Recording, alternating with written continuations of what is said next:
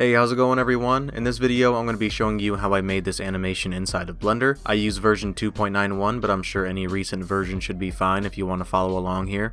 Alright, so just real quick, I made this animation live over on Twitch. I've been over there a few days a week now creating animations like this, as well as practicing my 3D modeling, and even trying to recreate some scenes from video games I like to play. So if that's something you might be interested in, coming through, checking it out, chatting, I'll leave a link for that in the description below, and we can get back into this video. And before we jump into this, let's come over here to the preferences and make sure we have import images as planes enabled in our add-ons. So I already got rid of the default cube and the light in the scene, I just have the camera here. We're going to be using the Eevee render engine, and we can come down here and enable motion blur. So we can add in the text, and over in the text properties we can align this on the center. Under font, we can import any font that we have saved on our computer. And also, I'll have a link for the font I'm using for this video down in the description if you want to use it as well. And then once we have this in our scene, we can go ahead and start on the materials. So let's head over to the shading workspace, and for a better view, let's go to the rendered view. Down in our principled BSDF, let's change the emission color to white and change the emission strength to 5. Now align the camera above the text and adjust the resolution a bit just so it fits the boundaries of our text better. In the render properties under film, let's enable transparency, and what I did here was render out a PNG image. So over in the output properties, make sure you have PNG as your file format, and also make sure that RGBA is selected for your color channel, and we can render this image out and save it somewhere on our computer. Now you can go ahead and delete this text right here and import that text image with the images as planes add-on. As you can see, we need to update these materials again, so let's head back over to the shading workspace and update the emission color and set the strength back to 5. Bring the world color down to black and disable transparency in our film settings. Head back to the layout workspace and we can start setting up our scene. So let's rotate this on the x-axis by 90 and snap the camera to view. Adjust the ratio for the camera back to 1920 by 1080 and let's set the frame rate to 30 frames a second. Bring the camera back on the y-axis and add in an area light. We can bring this above our camera and scale it up a bit and give this a power of about 800. Add in a cube and scale this to our scene, and we can give this a principled volume shader with the density set to 0.005. Alright, so now we're going to start animating our camera, and for every keyframe we're going to have a location and rotation keyframe set. So let's create a keyframe for the camera at frame 1 and bring it up on the timeline. Pull the camera in on the y-axis and create another keyframe for the location and rotation. Come up on the timeline and insert a keyframe for the same location. And after a few frames, adjust the camera to the side of your text here and insert another keyframe. And between these two keyframes we can adjust our camera and insert another keyframe just to help smooth out this animation a bit more. Now that we have the general camera movement down for our video, we can start adding this glitch effect that we want to our text. And the way I did that for this video was using a displacement map. So just real quick, let's add in some loop cuts to our text image here, and let's come to the camera view just so we can get a better look for the displacement. In the modifier properties, let's add in a subdivision surface modifier and set the levels for the viewport and render to 3. Let's also add in a displacement modifier and set the coordinates to UVs. Now let's come over here to the texture properties and change the texture type to clouds. Set the noise basis to Voronoi crackle.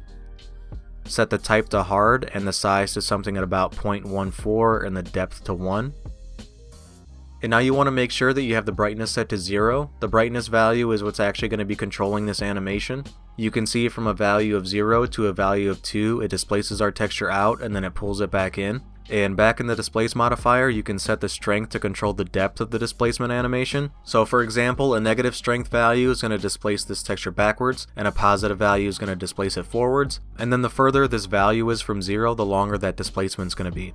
For this video, I just have the strength set to 0.9, but depending on your scene and composition, you can adjust this accordingly.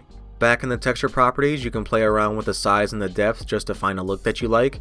You can also play around with the different texture types just to see what you like the most. Now set the brightness back to 0 and adjust the camera for a better composition, and let's update these keyframes here.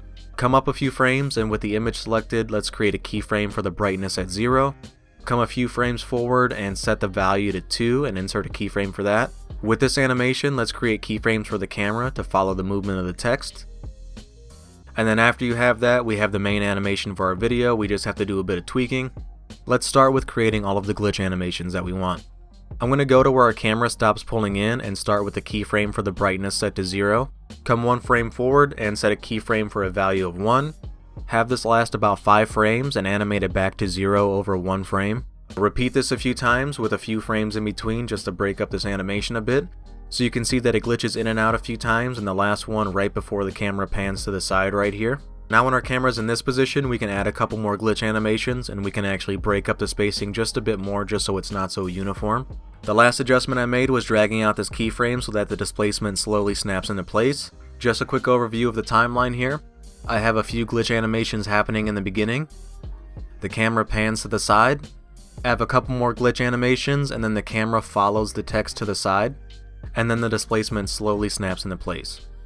So now that we have that down, we can actually add in our color distortion, and the way we're going to be doing that is with a lens distortion node. So let's head over to the compositing workspace and enable use nodes, and let's drop in a lens distortion node. Enable fit and set the dispersion value to 0.5 and render out a frame just to see what that looks like. You can adjust the dispersion value depending on how much chromatic aberration you'd want. And you can also use a hue and saturation or RGB curves node to adjust the colors of the effect as well. So you can go ahead and mess around with that to find something that you like. And now comes the more tedious part, if you'd want to call it that, but we're in the home stretch here. What we're going to be doing is adding in some keyframes for our lens distortion and the camera movement, but this is what's going to be bringing our animation together. So what you're going to want to do is split the window and open up the dope sheet. We're going to be animating the dispersion value at the same time that our text is glitching. So for example, the first glitch happens at frame 60, so I'll create a keyframe for a value of 0 for the dispersion. I'll come up one frame and insert a keyframe for a value of 0.5, and I'll keep this at 0.5 for as long as the glitch is happening for our text. And then once the glitch is set to stop, I'll animate it back to 0 over one frame. So yeah, just go ahead and take your time and go through the timeline and do this whenever you have a glitch animation happening. And whenever that's finished, the last thing we need to do is animate the camera shake, and the way we're going to be doing that is with noise modifiers. So open up the graph editor and keep the timeline open. What we're going to do here is, with the X location selected under the camera actions, add in noise modifiers and restrict the keyframe range to the same frames that the text is glitching out. So for example, I have the text glitching from frame 60 to 67, and then I'll set a restriction for the modifier to start at frame 60 and end at frame 67. So just go through the timeline and do this for every glitch animation that you have. When it comes to the animation where our camera's moving with the text, I set the keyframe restrictions to stop once the camera stops. And then the last modifier I added is when we have our dispersion stopping around frame 170 from whenever our displacement actually stops. Once this is finished for all of our glitch animations, we can copy these modifier properties and paste them over on the Z location. So now our camera shakes on both the X and the Z axis. And there we have it, that's pretty much the finished animation. And this is also something you can do with a PNG logo or a vector image as well. Now you can go in and adjust your scene setup if you wanted to, maybe change or add in some lights. You can adjust the dispersion color or maybe even mess around with the displacement textures just to mix up what you can make with this. And then to render this out, I usually just go for a PNG sequence or some sort of AVI format, whichever you prefer. And yeah, that's going to be it for this video. I hope you enjoyed it. I was probably all over the place, but if you did enjoy it, leave a like and subscribe, all that good stuff. And I'll see you in the next one.